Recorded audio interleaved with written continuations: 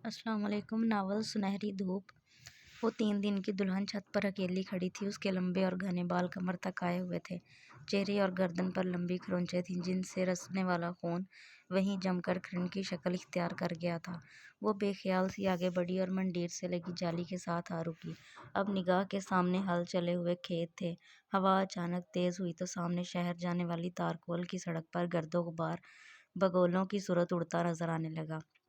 घर की चारदीवारी के बाहर मवेशी बंधे थे। हल चले खेत में एक आदमी बगल में कपड़े की पोटली दबाए बीज बो रहा था, जबकि सफ़ेद लिबास में मलबूस एक कद्दावर शख्स मंडीर पर खड़ा हाथ उठाकर बीज बोते आदमी से बात कर रहा था। वो कद्दावर शख्स उस छत पर खड़ी दुल्हन का शौहर था। लड़की की निगाह उस पर पड़ी तो एकदम उसका दिल भर आया और जहन पर जैसे कोई हैजान तारी हो गया। वो एकदम चीखी और चीखती चली गई। मंडीर पर खड़े आदमी ने कदरे चौंकते हुए पलट कर देखा। कुछ देर छत पर खड़ी रोती लड़की को घूरा, फिर तेज तेज चलता हवेली की जानिब आने लगा और हवेली में दाखिल होकर दौड़ता हुआ लम्हों में वो आदमी छत पर उसके रूबरू था। अबीर, क्या तकलीफ है तुम्हें? हाँ बोलो। उसने करीब आते ही उसका बाजू कोहनी से पकड़कर जोरदार झटका दिया था। वो जैसे होश में आ गई और आंसुओं से जलथल आंखों से उसे तकने लगी। क्यों पागल हो रही हो? कैसा लहजा था, कड़ा, बेजार और संगीन। हालांकि कभी यही लहजा शहद टपकाता था। ज्यादा पुरानी बात भी नहीं थी। नीचे चलो, अब अगर मुझे छत पर नजर आई टांगे तोड़कर रख दूंगा। जारहाना अंदाज में उसे धक्का देकर सीढ़ियों की जानिब लाते वो तल्खी से बोला। उसके चेहरे पर कोई नरमी या मुलायमत नहीं थी। उसामा उसामा, मेरी बात का यकीन करें, आपसे मेरी पहली शादी है और मैं बाइस्मत हूँ। आपको उसके फौलादी हाथ के जन्नाटेदार थप्पड़ ने उसकी बात मुकम्मल नहीं होने दी। बकवास बंद रखो अपनी, मैंने तुमसे कोई वजाहत नहीं मांगी है, समझी? वो हलक के बल चीखा था। अबीर ने गंग होते हुए फटी आंखों से उसे देखा। वो कुछ नहीं बोल सकी थी। खिड़की का पर्दा हटाकर उसने पटवा किया तो हवा का यकबस्ता झोंका उसके बालों को छूता कमरे में फैल गया।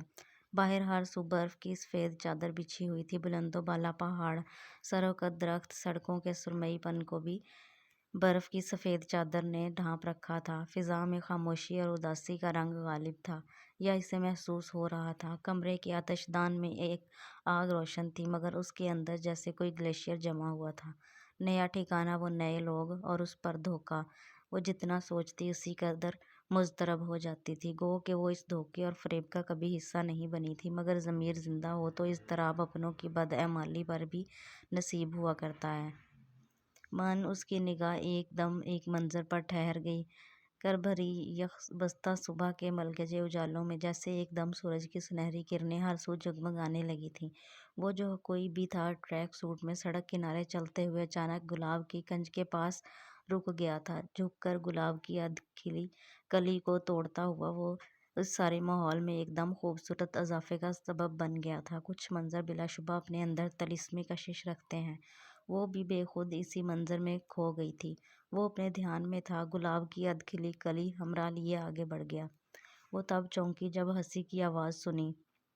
हैरानी से पलटने पर सारा को रूबरू पाके उसके हलक तक कड़वाहट घुल गई थी। बहुत हैंडसम है ना मोहतरम, यहाँ के मशहूर बिजनेसमैन हैं।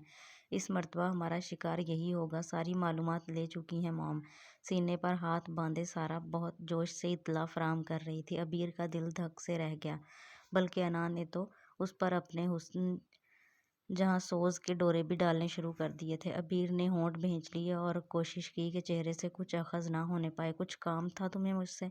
उसने नरूठेपन की इंतहा कर दी। जब भी सारा के चेहरे पर तौहीन के एहसासात से आग भड़क उठी थी। मॉम का मैसेज है तुम्हारे लिए। इस पढ़ाई को अब ख़त्म करो और धंधे में हाथ बटाओ। आजकल वैसे भी बड़ा मंदा चल रहा है। ये तीसरा ठिकाना बदल लिया है मगर कोई शिकार नहीं फंसा। तो ये मेरा मसला नहीं है। अबीर ने किसकी कदर नागवारी का इजहार किया। हाँ, तुम्हारा मसला क्यों होगा? तुम तो बस ऐश करने दुनिया में आई हो। बिकाऊ माल तो हम है ना, पैसा बनाने की मशीन।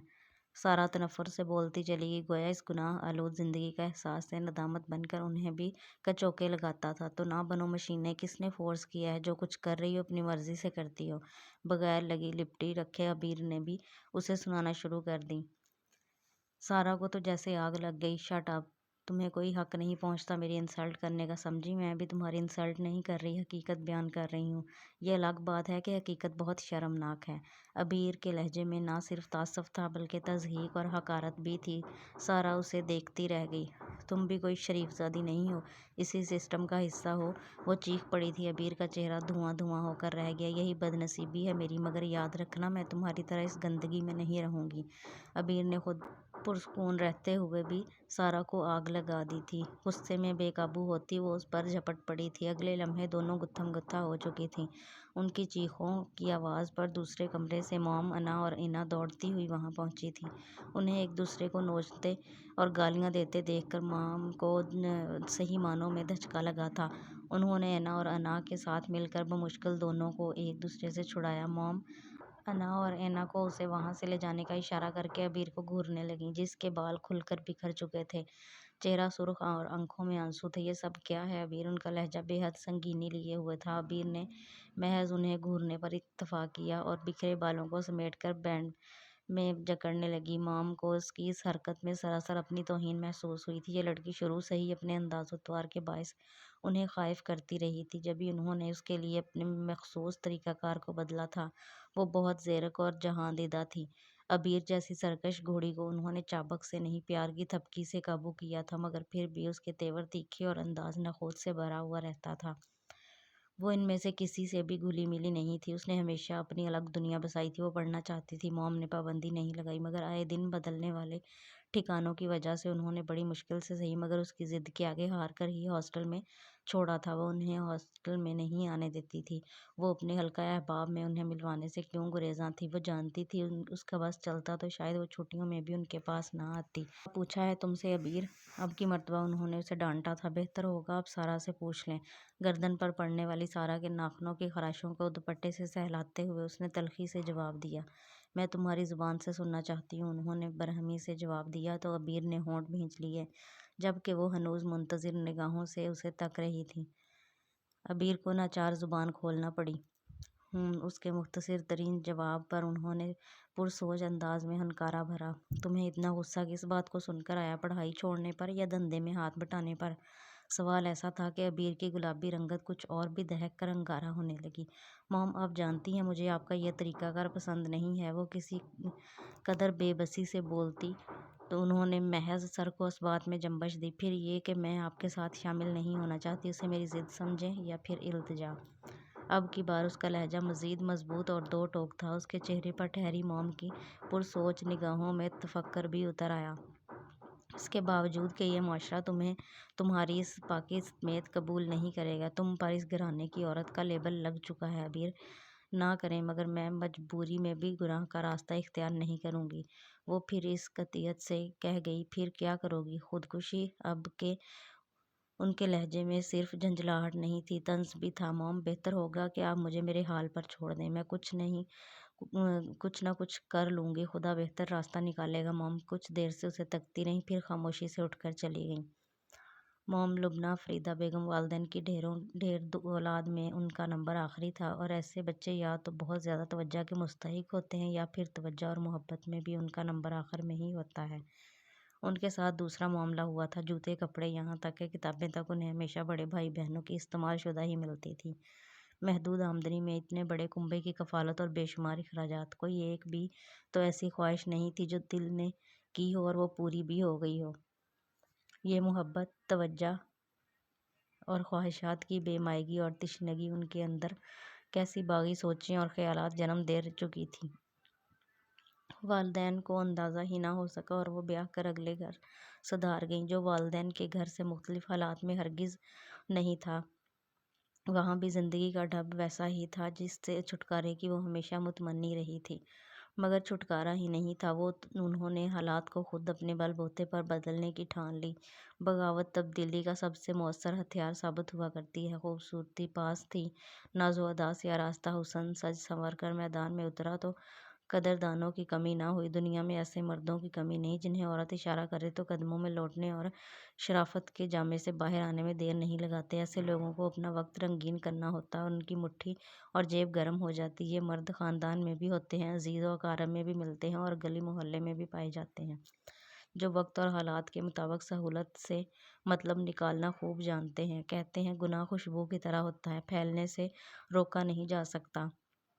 ان کے سسرالیوں میں پہلے چیم گوئیاں ہوئیں، پھر منہ پر کھل کر جھگڑے ہوئے، مگر شرمندہ ہونے والوں میں سے ہوتی تو یہ سب کرتی کیوں؟ شوہر نے نام نہاد شرافت کا اظہار طلاق کی صورت میں کیا اور بچیوں کو بھی ماں کے سپرد کر دیا۔ فریدہ بیگم نے سسرال سے جو جمع پونجی سمیٹی وہ یہی 4 بیٹیاں تھیں جو شکل و صورت میں انہی پر تھیں اور ان کے مستقبل اور عیش و عشرت کا بہترین ذریعہ تھیں۔ جب تک وہ خود جوان اور خوبصورت رہیں تب تک انہیں سراہنے والوں کی کمی نہیں رہی۔ انہی میں سے مسکین صورت آدمی سے نکاح کر کے انہوں نے اپنے اوپر سے طلاق یافتہ کا لیبل بھی اتار پھینکا اور معاشرے میں بظاہر عزت سے جینے لگیں۔ بیٹیاں انہی کی طرح تھیں، طرح دار، حسین اور اداؤں کے ہتھیار سے لیس۔ راہ چلتوں کو کبھی منٹوں میں اسیر کرنا ان کے بائیں ہاتھ کا کھیل تھا، گو کہ ان کی تربیت ہی اس نہج پر نہیں ہوئی تھی۔ انہوں نے آنکھ کھولتے ہی اپنے گھر کا ماحول بھی یہی دیکھا تھا۔ بس یہ ایک عبیر تھی جس کے مزاج اور فطرت کی نیکی اور راستے نے انہیں پریشان کر کے رکھ دیا تھا۔ وہ یہ بھی جانتی تھی معاشرے میں انہیں عزت کی نگاہ سے نہیں دیکھا جاتا۔ جبھی کچھ سالوں سے انہوں نے انداز بدل لیا تھا، مہذب اور خاندانی ہونے کا بہروپ بھرا اور اپنی پشت پر چند طاقتور ہاتھوں کی شے پر بہت اطمینان سے اپنا کھیل کھیلنے لگیں۔ امیر دولت مند لوگوں میں کسی نہ کسی بیٹی کا رشتہ طے کرتیں، بیاہ ہوتا اور سمجھدار بیٹی موقع ملنے پر وہاں سے سب کچھ سمیٹ لاتی اور پھر لوٹنے والوں کو ان کا نشان تک بھی نہ مل پاتا۔ صرف یہی نہیں، جو شادی کے چکر میں نہیں پڑنا چاہتے تھے وہ رات کے اندھیرے میں لڑکی کو اپنے ٹھکانے پر لے جاتے تھے۔ یہ کام بہت رازداری سے کئی سالوں سے جاری تھا۔ جنہیں خبر تھی وہ اس راز کو افشا نہیں کرتے تھے۔ اگر کبھی وہ پھنسے بھی تو ان کے تعلقات کام آئے اور وہ صاف بچ نکلی تھی۔ چھوٹی بی بی آپ کو بیگم صاحبہ یاد کر رہی ہیں؟ وہ اپنا بیگ تیار کر رہی تھی جب ملازمہ دستک دے کر اندر آئی۔ اس کی سبیہ پیشانی پر شکنیں سی نمودار ہوئیں۔ تم جاؤ، آتی ہوں میں۔ ملازمہ کو بھیج کر وہ الجھن زدہ متفکر سی بیٹھی رہی۔ کیوں بلوایا ہوگا موم نے؟ گو کہ ابھی اس کی چھٹیاں باقی تھیں، مگر وہ چند دن میں ہی یہاں کے ماحول سے گھبرا گئی تھی۔ بس نہ چلتا تھا کہ اڑ کر واپس ہاسٹل پہنچ جائے۔ اس نے گیلے بال تولیے کی قید سے آزاد کیے، انہیں سلجھایا، پھر دوپٹہ ڈھنگ سے اوڑھتی ان کے کمرے کی جانب چلی آئی۔ یس کم ان۔ ان کی دستک کے جواب میں موم کی مغرور سی آواز ابھری تھی۔ انہیں دیکھ کر اب کوئی یہ یقین نہیں کر سکتا تھا کہ وہ معمولی تعلیم یافتہ، غربت میں پل کر جوان ہونے والی وہی فریدہ ہے جو کبھی ایک عام سی لڑکی تھی۔ اب تو ان کے رنگ ڈھنگ ہی بدل گئے تھے۔ بیٹھو۔ اسے اندر داخل ہوتے دیکھ کر وہ جو سیل فون پر کسی سے بہت بے تکلفانہ گفتگو میں مصروف تھیں، الوداعی کلمات ادا کر کے اس کی سمت متوجہ ہوتے ہوئے بولیں، آپ نے بلوایا تھا؟ گو کہ وہ اس کی سگی ماں تھی، مگر عبیر نے کبھی ان کے لیے اپنے دل میں کوئی جذبہ محسوس نہیں کیا تھا۔ اس کی وجہ واضح تھی، اسے ان کے انداز و اطوار سے ہی نہیں، ان کے گناہ آلود زندگی سے بھی نفرت تھی۔ وہ ان سے شاکی تھی کہ انہوں نے اپنے ساتھ ساتھ اپنی اولاد کی بھی عاقبت تباہ کر ڈالی تھی۔ ایکچولی یہاں ایک فیملی نے ہمیں اپنے پوتے کی برتھ ڈے پارٹی میں انوائٹ کیا ہے۔ ایسا ہے کہ آج تم شام کی اس تقریب کے لیے انا کے ساتھ جا کر اپنا پارٹی ویئر لے آؤ۔ مگر میں وہاں جانے میں انٹرسٹڈ نہیں ہوں۔ تو انٹرسٹڈ نہ ہونا ایک الگ بات ہے اور کسی کام کو کرنا ایک یکسر الگ بات۔ تم وہاں جا رہی ہو، اٹس مائی آرڈر، اوکے؟ اب وہی کرو جو میں نے کہا ہے۔ ان کے لہجے میں واضح حکم تھا۔ عبیر کچھ دیر ہونٹ بھینچے خاموش کھڑی رہی، پھر ایک جھٹکے سے پلٹ کر وہاں سے چلی گئی۔ وہ انا کے ساتھ مارکیٹ نہیں گئی تھی۔ اس کا خیال تھا کہ موم ایک طوفان اٹھائیں گی، مگر اس کے برعکس ان کی خاموشی پر اسے حیرت نے آن لیا تھا۔ یہ حیرت اس وقت اضطراب اور شدید تعصب میں ڈھل گئی جب شام میں موم نے اس کا ڈریس لا کر اس کے پاس رکھ دیا تھا۔ تمہارے پاس صرف آدھا گھنٹہ ہے عبیر، اور سنو، آج سے تمہاری پڑھائی کا سلسلہ بھی ختم۔ تم ہمارے ساتھ کام میں شامل ہو رہی ہو۔ سارا کی بات غلط نہیں ہے، میں نے تم سے یہ امتیازی سلوک کر کے تمہیں زیادہ سر چڑھا لیا ہے، بس بہت ہو چکے یہ لاڈ وغیرہ۔ مگر میں ایسا ہرگز نہیں کروں گی، یہ بات آپ بھی سن لیں۔ اس نے طیش میں آتے ہوئے کپڑے اٹھا کر پھینک دیے۔ موم نے جواباً اسے سرد نظروں سے کچھ دیر ہونٹ بھینچ کر دیکھا، پھر جب وہ بولیں تو ان کا لہجہ سخت تھا۔ ایس پی دلبر چٹھا کو جانتی ہو، جو پچھلے ہفتے انا کی برتھ ڈے پارٹی پر یہاں آیا تھا؟ تمہیں ایک نظر دیکھ کر ہی تم پر مر مٹا، مگر میں نے اس کو انکار کر دیا تھا۔ تو وجہ یہی تھی کہ میں تمہیں ہرٹ کرنا نہیں چاہتی تھی۔ نہ ہی ایک دم سے اسے راستے پر ڈال دینا۔ میں نے تمہارے لیے صاف ستھرا راستہ چنا ہے، یاد رکھو۔ اگر تم نے اب پھر اکڑ دکھانے کی کوشش کی تو میں آج رات ہی چٹھا کو یہاں بلوا لوں گی۔ ایک رات کے وہ مجھے کم از کم بھی 50,000 ہنس کے دے سکتا ہے، مگر میں یہ سودا صرف ایک رات کا نہیں کروں گی۔ ان کے لہجے کی سنگینی نے عبیر کے حواس سلب کر دیے تھے اور چہرہ بالکل فک کر ڈالا۔ نگاہ کے سامنے 60-65 سالہ دلبر چٹھا گھوم گیا، جس کی آنکھوں میں وحشت اور خباثت تھی۔ عبیر سے چند منٹ اس کا سامنا محال ہوا تھا۔ بغاوت، سرکشی اور تنفر کے جذبات خوف کی چادر میں جا چھپے۔ اس کی جگہ لاچاری اور بے بسی نے لے لی۔ وہ لڑکھڑاتے قدموں سے پلٹی اور موم کا لایا ہوا ڈریس اس کے ہاتھ میں تھا اور آنکھوں میں بے تحاشا نمی۔ بہت زبردست ارینجمنٹ تھی۔ گھاس اور پیڑ پودوں کو زرد سفید روشنی نے بہت دلفریب اور خوبصورت تاثر عطا کیا تھا۔ دلکش خوشبوئیں ماحول کا حصہ بنی ہوئی تھیں۔ ایک سائڈ پر کھانے کی ٹیبل ترتیب سے لگی ہوئی تھی۔ وسیع رقبے پر پھیلا لان اور سفید سنگ مرمر کی شان سے سر اٹھائے خوبصورت رہائش گاہ اپنے مکینوں کے اعلیٰ ذوق کی غماز تھی۔ لان کے سبزہ زار پر ہی تقریب کا انعقاد تھا، جو بہت اعلیٰ پیمانے پر کیا گیا تھا۔ رنگ و بو کا ایک سیلاب گویا وہاں امڑ آیا تھا۔ وہ ایسی تقریبات کی مشتاق تھی نہ عادی۔ جب بھی اس نے اپنے لیے وہ کونا منتخب کیا تھا جو قدرے الگ تھلگ تھا، لاتعداد برقی کمکموں کی روشنی وہاں تک آتے آتے اتنی ماند پڑ جاتی تھی کہ بہت کچھ واضح دکھائی بھی نہ دیتا تھا۔ اس نے ماحول سے فرار کی خاطر ہی سر اٹھا کر آسمان کو اداس اور مزمل نظروں سے دیکھا، گویا اللہ سے اپنی ماں کے سلوک کی شکایت کر رہی ہو۔ آسمان پر بادل چھائے ہوئے تھے۔ جب بھی تیرگی محسوس ہوئی تھی، اس نے سر پھر سے جھکا لیا۔ اینا، سارا اور انا ماحول میں پوری طرح سے رچی بسی ہوئی تھیں۔ یقیناً ان کا وہاں پہلے سے تعارف تھا۔ جب بھی بے تکلفی سے گھوم پھر رہی تھیں۔ ایسا نہ بھی ہوتا تو وہ تب بھی خود کو اجاگر کرنے اور اہمیت پانے کی تمام صلاحیتوں سے مالا مال تھیں۔ اوہ اچھا، تو آپ مسز باجوہ کی صاحبزادی ہیں؟ ماشاء اللہ، ماشاء اللہ۔ جیسا سنا تھا اس سے بڑھ کر پایا۔ وہ جو کوئی بھی تھا انا سے ہم کلام تھا۔ جواباً وہ تفاخرانہ انداز میں ہنسی تو گویا فضا میں گھنٹیاں سی بج اٹھیں۔ عبیر نے چونک کر دیکھا اور کچھ پل کو منجمد ہو گئی تھی۔ وہ وہی نوجوان تھا جسے اس نے کھڑکی سے باہر سڑک پر گلابوں کے کنج کے پاس جھکے دیکھا تھا اور جس کے متعلق سارا نے اپنے ارادے بتا کر اسے حواس باختہ کر دیا تھا، اور آج اس روز سے بھی زیادہ شاندار اور وجیحہ لگ رہا تھا۔ کیسے ہیں آپ اسامہ ملک صاحب؟ وہ مسکرا کر گویا ہوئی۔ لوگ کہتے ہیں ہینڈسم ہوں، ڈیشنگ ہوں، آپ کیا کہتی ہیں؟ اور انا جواب میں آہستگی سے ہنسی تھی۔ ایک بار پھر سماعتوں میں گھنٹیوں کی آواز گونجی۔ اس نے اپنی جگہ پر پہلو بدلا تھا۔ آگے پیش آنے والی صورتحال اسے ابھی سے بے چین کر رہی تھی، اور وہی ہوا تھا۔ آج آپ کو ایک خاص ہستی سے ملانا تھا، مائی ینگسٹر سسٹر عبیر کمال حسن۔ انا اس کے ہمراہ عبیر کے پاس چلی آئی تھی۔ عبیر کے چہرے پر گھبراہٹ کا بڑا فطری غلبہ چھایا تھا، جس میں بے بسی کے ساتھ کنفیوژن بھی واضح تھی۔ ان سب رنگوں نے مل کر ہی اس کی معصومیت بھری خوبصورتی کو انوکھا اور دل نشین سا نکھار بخش دیا تھا۔ اسامہ ملک نے نیم تاریکی میں مومی شمع کی مانند جگمگاتی اور اس وحشت زدہ ہرنی کی طرح نظر آتی لڑکی کو بے حد دلچسپی سے دیکھا تھا۔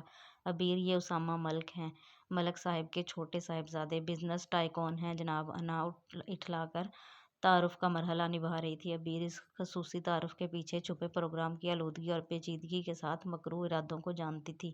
جبھی نہ نگاہ اٹھائی تھی نہ سر، اور یوں ہی ہونٹ کچلتی رہی تھی، اور اسامہ ملک کی آنکھوں میں اس گریزاں اور کنفیوزڈ لڑکی کے لیے دلچسپی اور پسندیدگی کا انداز بڑھتا جا رہا تھا۔ آپ انا کی ریئل سسٹر ہیں؟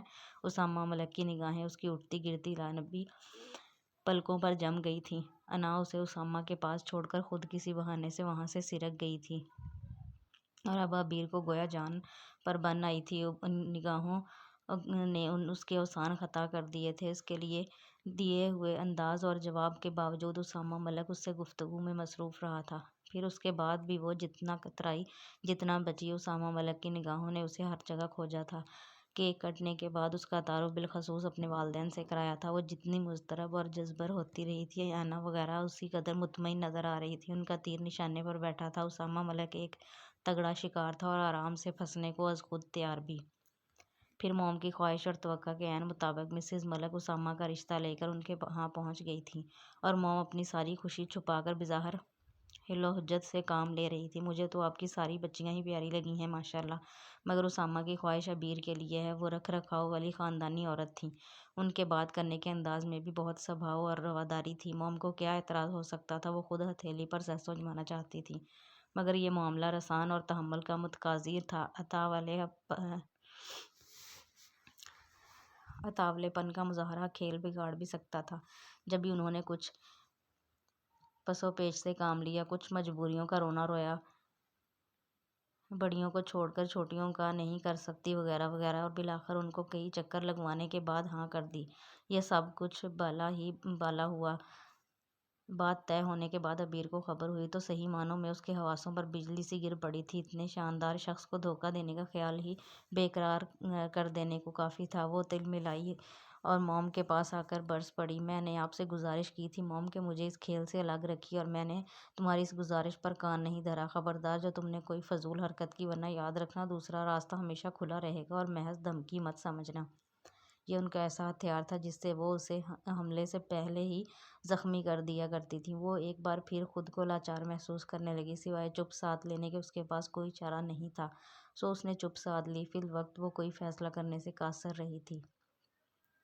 وہ دن بھی آ ہی گیا جب وہ بیاہ کر اسامہ کے ہمراہ اس کے ویل فرنشڈ گھر میں آ گئی تھی۔ مسز ملک نے بیٹے کے لیے دل کھول کر پیسہ خرچ کیا۔ وہ جوڑا جو اسے نکاح کے موقع پر پہنایا گیا تھا کم و بیش 1 لاکھ کی مالیت کا تھا۔ لوگ اس کی قسمت پر رشک کر رہے تھے، مگر عبیر کا دل اس ڈرامے پر سسکتا رہا تھا۔ وہ عجیب سی بے کسی اور لاچاری میں مبتلا رہی تھی۔ کئی بار چاہا اسامہ سے ساری حقیقت کہہ دے، مگر ایک عجیب سے خوف نے اس کی زبان کو سلب کر دیا تھا۔ وہ کچھ بھی نہیں کہہ سکی تھی، اور یہ دن آ گیا تھا۔ موم کے علاوہ سارا، انا اور اینا نے بھی اسے خوب پٹیاں پڑھائی تھیں۔ کسی کو الو بنا کر مطلب نکالنے کے تیر بہدف طریقے سکھائے گئے تھے۔ وہ بے بسی کی تصویر بنی انہیں دیکھتی رہی تھی۔ بس کچھ دن ہیں، پھر اس کے بعد تو تم سے بھی پارسائی اور معصومیت کا ٹیگ اتر جائے گا، پھر تم پر بھی بدکرداری کا ٹھپا لگ جائے گا۔ میرے گریبان پر ہاتھ ڈالنے والا کبھی سکون سے نہیں بیٹھ سکتا۔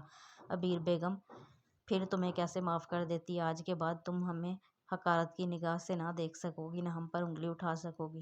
تم میں اور ہم میں آج کے بعد کوئی فرق نہیں رہ جائے گا۔ اس کی رخصتی کے وقت سارا نے اس سے گلے ملنے کے بہانے نزدیک آ کر اتنی حقارت اور تنفر سے کہا تھا کہ وہ بس پھٹی پھٹی آنکھوں سے تکتی رہ گئی۔ اس کی آنکھوں میں اترے آنسو تک ٹھٹر گئے تھے۔ سارا اس قدر متنکم مزاج ہوگی یہ اس کے تصور میں بھی نہیں تھا۔ حسن افسردہ ہو تو اس کی کشش اور بھی بڑھ جاتی ہے۔ آپ مجھے بہت الگ اور خاص لگتی تھیں۔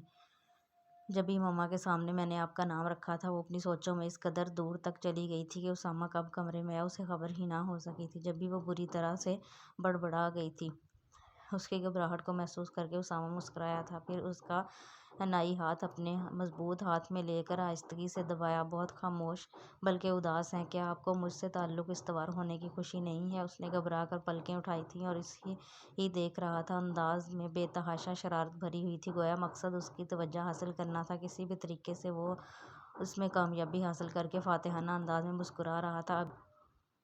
عبیر بری طرح سے جھنپی تھی، پلکیں شرمگئی، آنکھیں انداز میں لرز کی جھک گئی تھیں۔ وقتی طور پر صحیح، مگر وہ اس اضطرابی کیفیت سے نکل آئی تھی جس کا شکار تھی۔ بہت خوبصورت لگ رہی ہو۔ بھاری بھرکم لہجے میں کی گئی تعریف پر عبیر کا دل اپنی دھڑکنیں الٹ پلٹ کرنے لگا۔ رونمائی کا گفٹ جڑاؤ کنگن پہناتے اسامہ نے بہت ملائمت سے اسے بازوؤں میں بھر لیا تھا۔ اس ایک رات کا میں نے بہت شدت سے انتظار کیا تھا عبیر، تم جانتی ہو جب سے تمہیں دیکھا تھا میں نے صحیح معنوں میں میری نیندیں اڑ گئی تھیں۔ اسامہ کا لہجہ جذبات کی شدتوں سے چور تھا اور دھیما ہوتا بالآخر سرگوشی میں ڈھل گیا تھا۔ عبیر کی آنکھیں نہ جانے کس جذبے کی تحت بھر آئی تھیں۔ بھلا وہ اتنی عزت افزائی اور محبت کے لائق کہاں تھی؟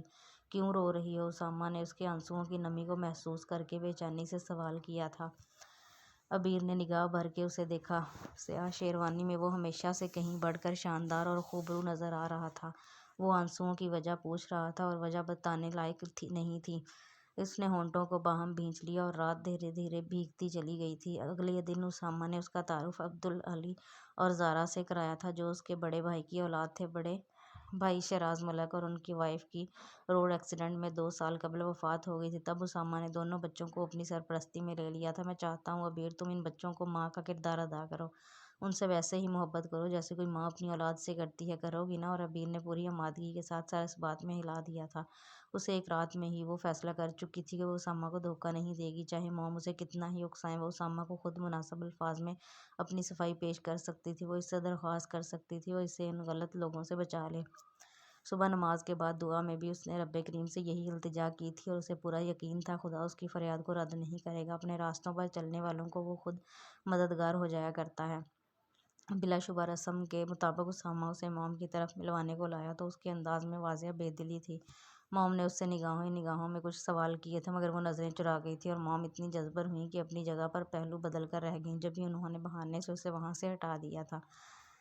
عبیر بیٹا دیکھنا ذرا، اینا نے ابھی تک چائے کیوں نہیں بنائی؟ وہ جانتی تھی بات بنتی نہ دیکھ کر انہوں نے اسے سمجھدار اور عیار بیٹیوں کے نرغے میں دیا ہے جو لازماً اسے اس سے اصل بات اگلوائیں۔ جبھی وہ کسی قدر ڈسٹرب ہوئی تھی، اسامہ کے سامنے انکار کی پوزیشن میں بھی نہیں تھی، اسی لیے اٹھ کر باہر تو آ گئی، مگر اینا کے پاس جانے کا اس کا قطعی ارادہ نہیں تھا۔ مگر وہ سب تو جیسے اس کی طاق میں تھی۔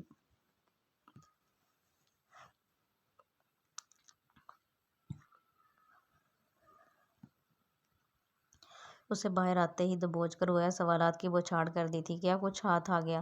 تم نے اس کی جائیداد اور بینک بیلنس وغیرہ کی معلومات لی ہیں؟ اسامہ نے رونمائی میں کیا دیا وہ ساتھ لے آنا تھا، ظاہر ہے قیمتی چیز ہوگی، زیور بھی کسی بہانے سے اٹھا لاتی، اسی طرح تو کرنا ہوتا ہے۔ کیا پتہ تم کتنی دیر وہاں ہو؟ وہ لاتعلق بنی ہونٹ بھینچے سلگتی آنکھیں جھکائے کھڑی رہی، گویا طے کر لیا تھا کہ ان کو کسی بات کا جواب نہیں دینا۔ جبھی سارا کچھ ایسے آگ لگ گئی تھی۔ تم ہمارے ساتھ ہاتھ نہیں کر سکتی، یاد رکھو تم ہر لحاظ سے ہمارے رحم و کرم پر ہو، تمہاری حیثیت بہرحال کسی کٹ پتی سے زیادہ نہیں ہے جس کی ڈور ہمارے ہاتھ میں ہے۔ پارسائی کا ڈرامہ رچانے کی ضرورت نہیں ہے، بس جتنی جلدی ہو سکے اپنا مقصد حاصل کرو، ہم زیادہ انتظار نہیں کر سکتے۔ اور سنو، کوشش کرنا اس اسامہ سے دور رہنے کی، ایسا نہ ہو کہ وہاں سے لوٹو تو اس کے بچے کی زنجیر تمہارے قدموں میں پڑ چکی ہو۔ ابارشن وغیرہ کے جدید طریقے کے باوجود فگر کا ناس ہو جایا کرتا ہے۔ تم سمجھ رہی ہو نا میں کیا کہہ رہی ہوں؟ سارا نے غصے میں اسے گھورتے ہوئے ٹوکا تھا۔ وہ پتھر کی مورتی کی طرح بے تاثر نظروں سے اسے تکتے گئی۔ موم چائے کا کہہ رہی ہیں؟ کچھ دیر بعد وہ بولی تو اس کا لہجہ اس کے چہرے کی طرح سپاٹ تھا، یوں جیسے ان کی کسی بات کو سرے سے سنا ہی نہ ہو۔ اپنی بات مکمل کر کے وہ ان کی تلملاہٹ دیکھنے کو رکی نہیں تھی۔ پلٹ کر کچن سے نکلی تو اسامہ کو دروازے کے باہر موجود پا کر اسے لگا تھا کسی نے یکلخت زمین اس کے قدموں سے کھینچ لی ہو۔ کون ہو تم؟ میں صرف سچ سننا چاہوں گا، یاد رکھنا اگر تم نے غلط بیانی کی تو میں تمہیں زندہ زمین میں بھی گاڑ سکتا ہوں۔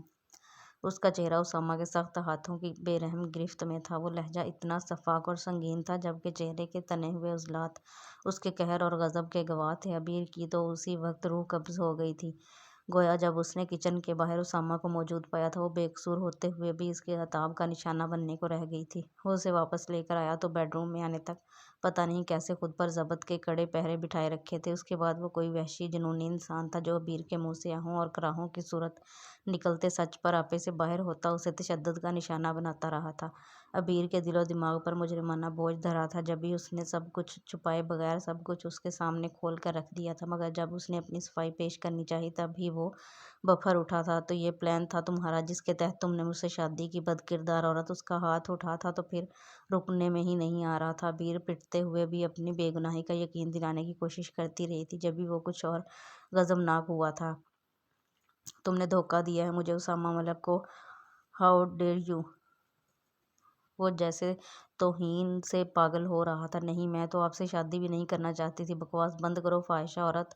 تم اگر ان کے پلان میں شامل نہ ہوتی تو اس طرح سج دھج کر مجھے الجھانے کیوں آتی؟ اور میں کتنا احمق تھا، کتنی آسانی سے تمہارے جال میں پھنس گیا! وہ دانت بھینچ کر گرایا۔ عبیر اس کی وحشت کے آگے سراسیمہ ہونے لگی۔ وہ کتنی دیر جیسے خود ہی ہونٹ بھینچ کر اور ٹہل کر اپنا غصہ ضبط کرتا رہا تھا، پھر پلٹ کر باہر نکل گیا تھا۔ عبیر وہیں بیٹھ کر سسکنے لگی، اس کے ہونٹ کے زیریں کنارے سے خون جاری ہو گیا تھا، گردن پر گہری خراشیں تھیں جو اسامہ کے تشدد کا نتیجہ تھیں۔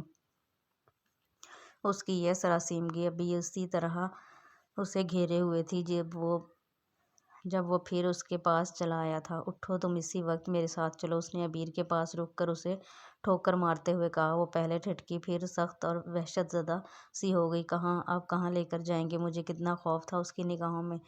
جواب میں اسامہ کی آنکھوں میں صرف قہر نہیں اترا تھا، تضحیک بھی در آئی۔ تم ہو اس قابل کہ میں تمہیں اپنے ارادے بتاؤں؟ ہاں! وہ آنکھیں نکال کر گرایا اور عبیر شرم سے گڑنے لگی۔ وہ بھی ایک لفظ نہیں بولی تھی اور اگلے چند گھنٹوں میں وہ اس حویلی میں آ گئی تھی جہاں اس کی حیثیت شاید ملازموں سے بھی بدتر تھی یا پھر کسی قیدی کے جیسی۔ وہ بھی اپنے مستقبل اور سزا کے متعلق فی الحال آگاہ نہیں ہو سکی تھی۔ اس کی قسمت سے شکوہ نہیں تھا، اکثر والدین کی غلطی کا خمیازہ اولاد کو بھگتنا پڑتا ہے۔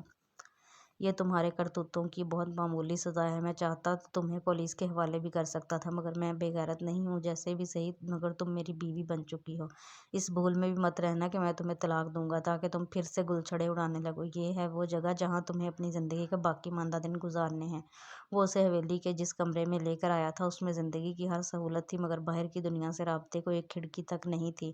دوسرے لفظوں میں اسے زندان میں ڈال دیا گیا تھا۔ جو کچھ تم نے کیا، اس کے بعد اگر میں تمہیں قتل بھی کر دیتا تو یہ تمہاری گناہ آلود زندگی پر احسان ہوتا، مگر میں تمہارے گندے خون سے اپنے ہاتھ نہیں رنگنا چاہتا تھا۔ کتنی حقارت تھی ان آنکھوں میں جس میں عبیر نے کبھی اپنی محبت کے سنہرے رنگ اترتے دیکھے تھے۔ اس نے آنسوؤں سے چمکتی آنکھوں کو جھکا لیا اور موقع پر ہی کہہ کر وہ سب اس کے غصے کو ہوا نہیں دینا چاہتی تھی، پھر اسے چھوڑ کر خود واپس چلا گیا تھا۔ عبیر کے لیے زندگی جتنی بھی تنگ ہوئی تھی، مگر ضمیر پر کوئی بوجھ نہیں تھا۔ وہ مطمئن تھی خدا کے ہاں اس کی دعائیں مستجاب ٹھہری تھیں اور اسے گناہ سے آلودہ راستوں سے بچا لیا گیا تھا۔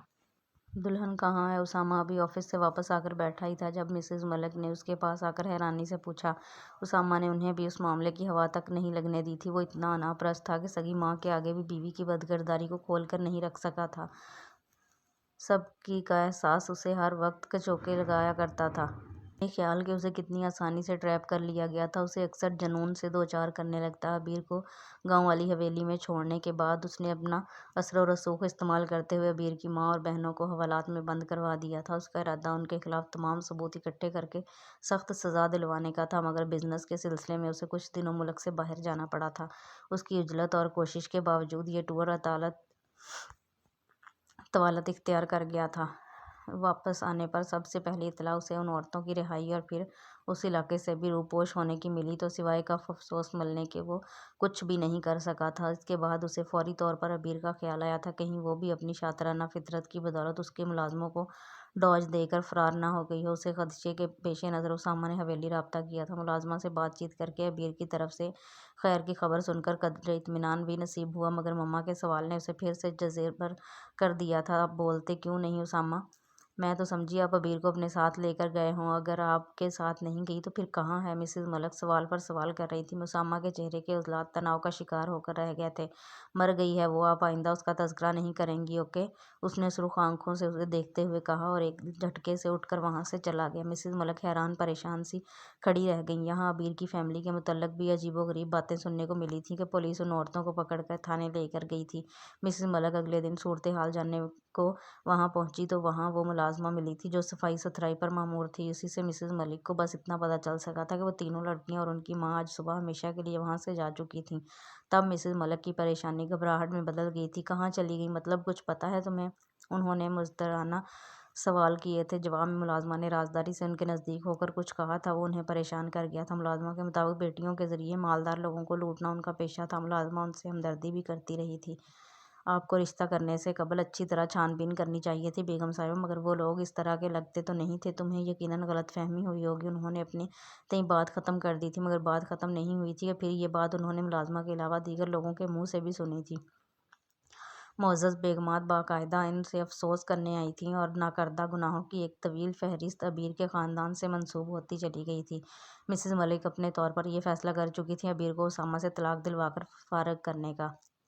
اس نے نماز کے بعد دعا کو ہاتھ بلند کیے تو پلکوں پر آنسو جگنو بن کر چمکنے لگے تھے۔ یہ جو کچھ ہوا تھا وہ اس پر شاکی نہیں تھی، مگر کبھی کبھی دل بھرانے سا لگتا تھا۔ یہاں کرنے کو اس کے پاس کچھ نہیں تھا اور فراغت اسے پاگل بنانے کو کافی تھی۔ تب اس نے اپنی وحشت سے گھبرا کر رب سے لو لگا لی تھی۔ اللہ جو دلوں کے بھید سے آگاہ ہے، وہ تو اس صورت میں اپنے بندے کا منتظر رہتا ہے اگر وہ گنہگار ہو اور تو پھر ہے بے قصور تھی۔ اللہ کی یاد سے اس دل کو سکون دینا چاہا تو جیسے ہر غم سے آزاد ہو گئی تھی۔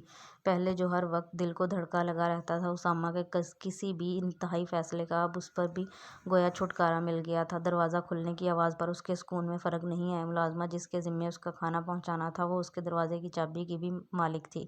اس نے سکون سے دعا مانگی تھی، پھر منہ پر ہاتھ پھیر کر اٹھتے ہوئے جائنماز طے کرنے لگی۔ سلیقے سے اڑے دوپٹے کے ساتھ اس نے جیسے ہی رخ پھیرا، پلنگ کی بیک سے ٹیک لگائے اپنی ہی سمت متوجہ اسامہ کو روبرو پا کے وہ اپنی جگہ جیسے ساکن کھڑی رہ گئی تھی۔ اسامہ نظریں اسی پر جمائے اٹھ کر اس کے نزدیک آ گیا۔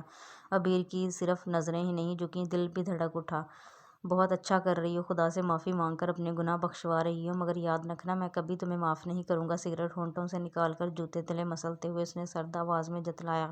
عبیر نے جواب میں چپ سادھے رکھی تو اسامہ کو اس کا یہ سکوت زہر آلود کرنے لگا۔ کیا ثابت کرنا چاہتی ہو تم کہ میری باتوں سے تمہیں کوئی فرق نہیں پڑتا؟ اسامہ نے گراتے ہوئے ایک دم اس کی گردن دبوچ لی تھی۔ عبیر اس کی گرفت میں زور سے پھڑپڑائی۔ مجھے معاف کر دے اسامہ، میں بکواس بند رکھو، سمجھی؟ اس نے نفرت زدہ انداز میں اسے جھٹک دیا تھا۔ وہ صوفے پر جا کر گری، سر صوفے کی ہتھی سے جا لگا تھا۔ زمین آسمان جیسے اس کی نظروں میں گھوم گئے تھے، مگر آزمائش ختم نہیں ہوئی تھی۔ ساجدہ بتا رہی تھی تم پریگننٹ ہو، بتایا کیوں نہیں تم نے مجھے؟ وہ کڑے تیوروں سے اسے گھور رہا تھا۔ عبیر کے اوسان خطا ہونے لگے۔ وہ کہہ نہیں سکی اس نے ایسا کیوں کوئی اختیار دیا تھا اسے، نہ سہولت، مگر زبان تو جیسے گنگ تھی، خوف سے، مجبوریوں سے۔ مجھے یہ بچہ نہیں چاہیے، سن رہی ہو تم؟ جہنم واصل کرو اس گناہ کی پیداوار کو۔ جی؟ عبیر کی آنکھیں حیرت اور خوف سے پھٹ سی گئیں۔ اسامہ کے تاثرات مزید خوفناکی سمیت لائے تھے۔ اسے ایسے کیا دیکھ رہی ہو مجھے؟ جیسے بہت بڑا کارنامہ انجام دیا ہو۔ وہ دانت بھینچ کر بولا تھا، اس کے لہجے میں ایسی تپش تھی جس کی آنچ روح تک سلگا رہی تھی۔ یہ ناجائز بچہ نہیں ہے کہ میں اسے ضائع کروا دوں۔ اور رہ گئی تھی۔ اس کا ہاتھ اس انداز میں عبیر کے چہرے پر پڑا تھا کہ اس کے ہونٹ اور ناک سے ایک ساتھ خون چھلک پڑا تھا، مگر اسامہ کی آنکھوں سے پھر بھی نفرت کی چنگاریاں سی پھوٹ رہی تھیں۔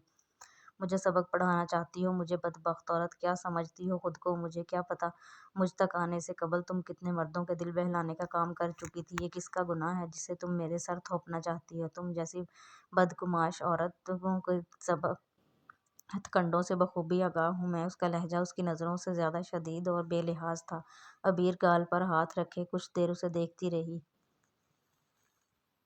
پھر جانے کیا ہوا تھا، وہ خوف و بے بسی جیسے کہیں گم ہو گئی۔ اس کی جگہ طیش اور غیظ و غضب نے لے لی۔ کوئی بجلی سی چمکی تھی اور اس نے آگے بڑھ کر اسامہ کا گریبان پکڑ لیا تھا۔ کیا سمجھتے ہو تم خود کو کہ بہت پارسا ہو اور میں بہت بدکردار عورت ہوں؟ ہاں، میں نے بتایا تمہیں، اپنی صفائی بھی دی۔ یہ تھی میری پارسائی کی نشانی۔ تم نے جو سلوک کیا میرے ساتھ میں نے اسے خاموشی سے سہ لیا۔ یہ تھی میری نیک نیت کا اظہار۔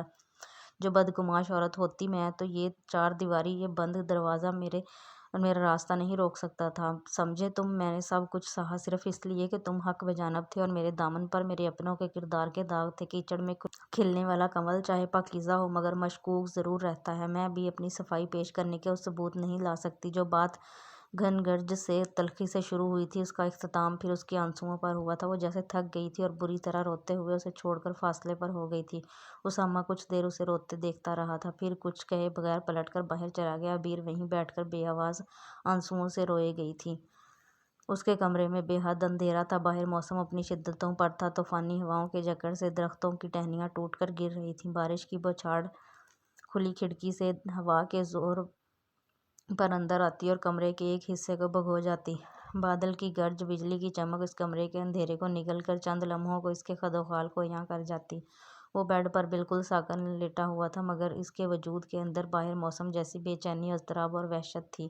سماعتوں میں بار بار روتی سسکتی آواز کی بازگشت گونجتی تھی۔ جو سزا تم نے مجھے سنائی میں نے بلا حیل و حجت قبول کر لی۔ یہ تھی میری پارسائی کی نشانی۔ تم نے جو سلوک میرے ساتھ کیا اسے میں نے خاموشی سے سہ لیا۔ یہ تھی میری نیک نیت کا اظہار۔ جو بدگماش عورت ہوتی ہے تو یہ چار دیواروں پہ بند دروازے میرا راستہ نہیں روک سکتے تھے۔ اسامہ نے اپنی جگہ اضطراب کی کیفیت میں پہلو بدلا اور چہرے کا رخ پھیر کر کھڑکی کے باہر دیکھا۔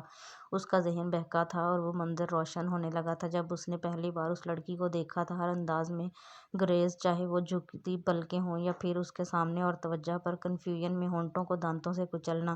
شادی کی رات بھی اس کی حیا آمیز گھبراہٹ زدہ انداز میں اتنا فطری تاثر تھا کہ وہ اس انداز از خود اس کی پارسائی اور پاک دامنی کے گواہ بن چکے تھے۔ کیا وہ سچ کہہ رہی تھی؟ مگر کیسے؟ اتنی بری اور غلظ عورتوں کے درمیان وہ خود کیسے انچھوئی رہ گئی؟ اس نے خود سے سوال کیے تھے اور بے چین سا ہو کر ٹہلنے لگا۔ سگریٹ کے کش لیتے، دھواں بکھیرتے وہ صرف اس سے ہی سوچتا رہا۔ اس میں شک نہیں تھا کہ وہ اس سے محبت کرنے لگا تھا۔ یہی محبت اسے دل میں گنجائش رکھنے اور درگزر سے کام لینے پر اکسا رہی تھی، مگر اس کی میل ایگو کو یہ بھی ہرگز گوارا نہیں تھا کہ اس کی بیوی کا کردار داغدار ہو۔ چاہے محبت سہی، مگر وہ اپنی شریک حیات کو اس کی بدکرداری کے ساتھ قبول کرنے کا حوصلہ خود میں نہیں پاتا تھا۔ وہ اتنی مطمئن کیوں تھی؟ اسے تو اس قید خانے میں پاگل ہو جانا چاہیے تھا، مگر اس کے برعکس وہ ریلیکس نظر آتی تھی۔ کیا یہ بھی ڈرامہ ہے، محض مجھے دھوکہ، مزید دھوکہ دینے کو؟ اس نے ایک نئی بات سوچی اور دماغ راگ کی رگیں کھینچتی ہوئی محسوس کرنے لگا۔ اگر تم غلط ہو، قصوروار ہو تو میں تمہیں معاف نہیں کروں گا، یہ طے ہے، چاہے مجھے اپنے دل کو خود اپنے پیروں تلے کیوں نہ کچلنا پڑ جائے، اس نے سوچا تھا، اور جیسے حتمی فیصلہ کر کے کسی قدر مطمئن ہوا تھا۔ ایک ہفتے بعد وہ پھر اس کے سامنے بیٹھا تھا۔ پچھلی بار اس کو روبرو پا کے عبیر کے چہرے پر پہلے حیرت اتری تھی، پھر خوف۔ البتہ اسے وہاں نارمل انداز میں چلتے پھرتے سوتے اٹھتے دیکھ کر جو چیز اس نے سب سے زیادہ شدت سے نوٹ کی تھی وہ اس کا اطمینان، یعنی وہ اس ماحول سے، اس سزا سے پریشان تھی، نہ ہی وحشت زدہ۔ اس کے برعکس اس کے چہرے پر ایک ٹھہراؤ، ایک سکون تھا۔ اسی سکون نے اسامہ کے اندر سب سے زیادہ سوال اٹھائے تھے۔ اس بیگ میں وہی سب کچھ ہے جس کی چاہ میں تم نے مجھ سے شادی کی، مجھے دھوکہ دینا چاہا۔ کچھ توقف کے بعد وہ بولا۔ عبیر کے چہرے پر تاریکی چھا گئی۔ وہ کچھ دیر اسے دیکھتی رہی، پھر اپنی جگہ سے اٹھی تھی اور ایک دم جھکتے ہوئے اس کے پیروں کو اپنے کانپتے سرد ہاتھوں میں جکڑ کر کہا تھا، میری اس دن کی باتوں پر مجھے معاف کر دیں اسامہ، آپ کو خدا کا واسطہ ہے مجھے گھر سے نہ نکالیں، مجھے اپنے ہاتھوں سے مار دیں مگر یہ سزا نہ دیں۔ وہ اس کے پیروں سے لپٹ گئی تھی اور زاروں کی طرح روتے ہوئے بار بار یہی التجا کر رہی تھی، میں تم جیسی عورت کو اب مزید برداشت نہیں کر سکتا، میرے لیے یہ فیصلہ ناگزیر ہو چکا ہے۔ وہ اٹھ کھڑا ہوا اور بے اعتنائی سمیت اس کے ہاتھ جھٹک کر فاصلے پر کھڑا ہو گیا۔ عبیر کے آنسوؤں میں شدت آنے لگی۔ میری بات کا یقین کریں اسامہ، میں نے آپ کو کوئی دھوکہ نہیں دیا، میں آپ کے پاس غلط ارادے سے بھی نہیں آئی تھی، میں آپ سے شادی سے پہلے تک انچھوئی تھی، یہ بچہ آپ کا ہی ہے، لیکن اگر آپ ایسا نہیں چاہتے میں ابارشن کے لیے بھی تیار ہوں، لیکن خدا کے واسطے مجھے یہاں سے نہ نکالیں، میں نے خدا سے ہمیشہ عزت اور آبرو کی حفاظت کی دعا مانگی ہے، مجھ سے یہ تحفظ نہ چھینیں۔ وہ بلک رہی تھی، تڑپ رہی تھی۔ اسامہ کی آنکھیں سلگنے لگیں۔ تم جھوٹی ہو، دغا باز ہو، تم اگر ایسی نہ ہوتی تو اس تقریب میں مجھ پر ڈوری ڈالنے نہ آتی۔ وہ زور سے پھنکارا تھا۔ عبیر ساکت رہ گئی۔ میں اس رات مجبور کر دی گئی تھی، موم نے مجھے دھمکی دی تھی، اگر میں اس تقریب میں نہ گئی تو موم اپنے پرانے گاہک کو بلوا کر اسی رات میری عزت کا دامن داغدار کر دیں گی۔ اسامہ بلیو می، میں نے اپنی عزت بچانے کی خاطر ایک بڑے گناہ سے بچ کر نسبتاً چھوٹا گناہ کیا تھا، میں آپ کو مائل کرنے نہیں آئی تھی، میں اپنی عزت کی حفاظت کرنا چاہ رہی تھی۔ اس نے گڑ گڑاتے ہوئے اپنی ذات پر پڑا پردہ اٹھا کر ایک اور حقیقت آشکار کی تھی۔ اسامہ ہونٹ بھینچے اسے دیکھتا رہا، پھر کاندھے اچکا دیے تھے۔ تم کہہ سکتی ہو مجھے تمہاری بات کا یقین نہیں ہے۔ اور عبیر سن پڑنے لگی تھی۔ اس کی ماں نے اس کے وجود میں جو سوئیاں گاڑی تھیں وہ انہیں اگر کھینچ کر نکالتی بھی تھی تو فائدہ نہیں تھا، متاثرہ جگہ سے خون کی پھوار نکلتی تھی اور درد میں اضافے کا باعث بنتی تھی۔ میں آپ سے ساری زندگی کچھ نہیں مانگوں گی اسامہ، سوائے اس کے کہ اس چار دیواری اور اپنے نام کا تحفظ مت چھینیں، میری صرف یہی ایک بات مان لیں۔ میں قسم کھا کر کہتی ہوں اگر اللہ نے خودکشی کو حرام نہ کیا ہوتا تو اس زندگی سے میں موت کو گلے لگا کر چھٹکارا پا لیتی۔ بے بسی کا شدید احساس ایک بار پھر اسے رلانے لگا تھا۔ اسامہ کچھ دیر ہونٹ بھینچے خاموش بے تاثر نظروں سے اسے تکتا رہا تھا، پھر وہ واپس پلٹ گیا اور اسے پرکھنے، اسے آزمانے آیا تھا۔ اسے آزمائش میں بھی پوری اتری تھی مگر اس کے اندر ابھی اتنی گنجائش پیدا نہیں ہو سکتی تھی شاید کہ وہ اسے معاف کر دیتا، اس کی سزا میں تخفیف کر دیتا۔ اور عبیر، وہ اس میں خوش ہو گئی تھی کہ اس نے اسے حویلی سے نہیں نکالا تھا، اس سے اپنے نام کا مان نہیں چھینا تھا۔ مسز ملک کے تاثرات سے خفگی اور غصہ چھلک رہا تھا۔ ڈرائیور کے ہمراہ وہ حویلی جا رہی تھی۔ انہوں نے اسامہ کو فون پر گفتگو کرتے سنا تھا۔ وہ ملازم سے مخاطب تھا اور عبیر کے متعلق بات کر رہا تھا۔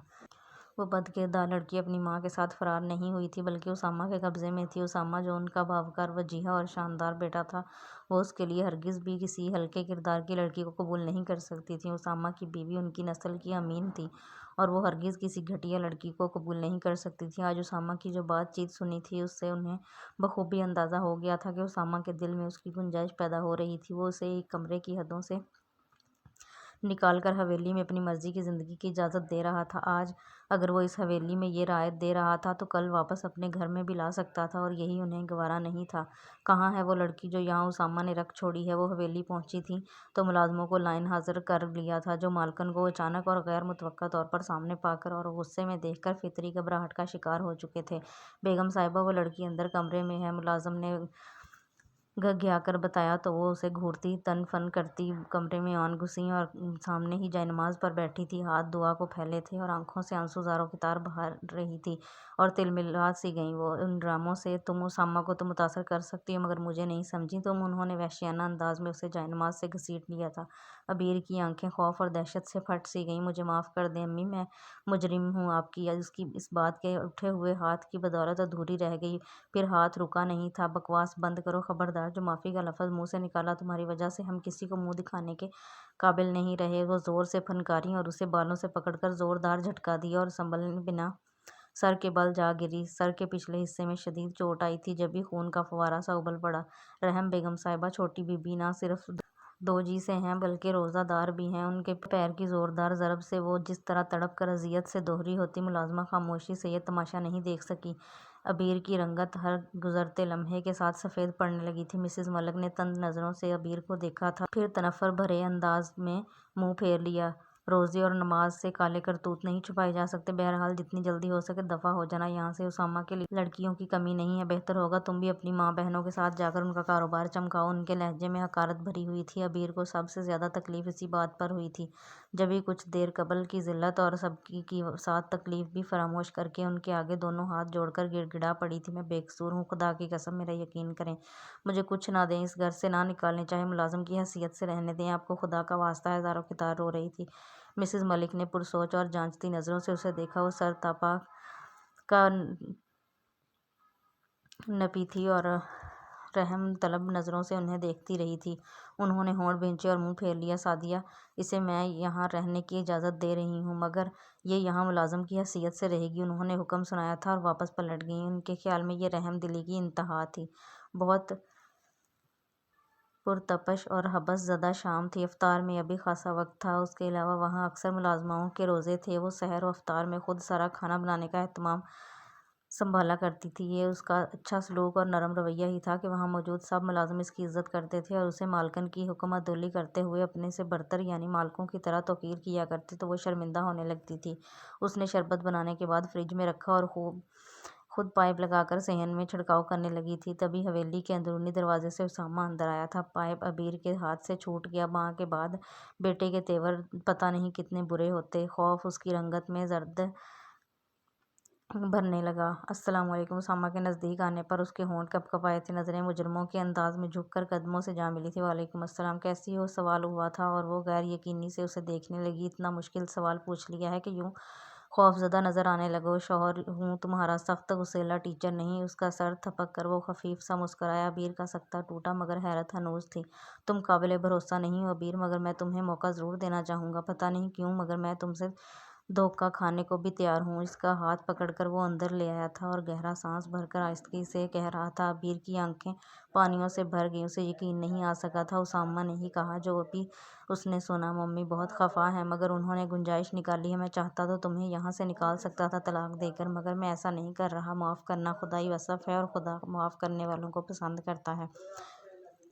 میں نہیں جانتا میں اتنا اعلیٰ ظرف کیوں کر بن رہا ہوں اور میں اس اعلیٰ ظرفی پر قائم رہوں گا کہ نہیں، تم دعا کرنا میں اس پر قائم رہ سکوں۔ وہ رسانیت سے کہہ رہا تھا۔ عبیر کی آنکھیں چھلک پڑیں۔ وہ کچھ کہنا چاہتی تھی مگر شدت جذبات سے کچھ بولا نہیں گیا۔ آنسو اس کے ہر جذبے کے مظہر بن گئے تھے۔ پیچھے پلٹ کر دیکھوں تو مجھے اپنی زندگی میں کوئی نیکی، کوئی ایسا کام نظر نہیں آتا جو میں نے خالصتاً خدا کے لیے کیا ہو۔ تم کہہ سکتی ہو یہ درگزر، یہ معافی میں نے خدا کی رضا حاصل کرنے کو دی ہے۔ وہ دلوں میں گنجائش نکالنے والا ہے۔ مجھے تمہارے معاملے میں اعلیٰ ظرفی پر قائم رکھے۔ تم دعا کرو گی نا؟ وہ سوال کر رہا تھا۔ اسی پل فضا میں مغرب کی اذان کی مقدس آواز گونج اٹھی۔ اس نے پوری حمادگی کے ساتھ سر ہلایا تھا۔ اسامہ اس کا ہاتھ پکڑ کر باہر لے آیا، وہاں جہاں سب ملازمین جمع تھے اور روزہ افطار کر رہے تھے۔ اسامہ نے پلیٹ سے کھجور اٹھا کر خود اس کے منہ میں ڈالی تھی۔ آج میرا روزہ نہیں ہے، میں گرمی میں روزہ نہیں رکھتا، مگر کل تم مجھے سحری کے لیے ضرور جگانا۔ وہ اسے تاکید کر رہا تھا۔ عبیر کے دل میں جیسے ڈھیروں سکون اتر آیا۔ اس کی ساری دعائیں مستجاب ہوئی تھیں، بلکہ خدا نے اسے اس کی اوقات سے بڑھ کر نواز دیا تھا۔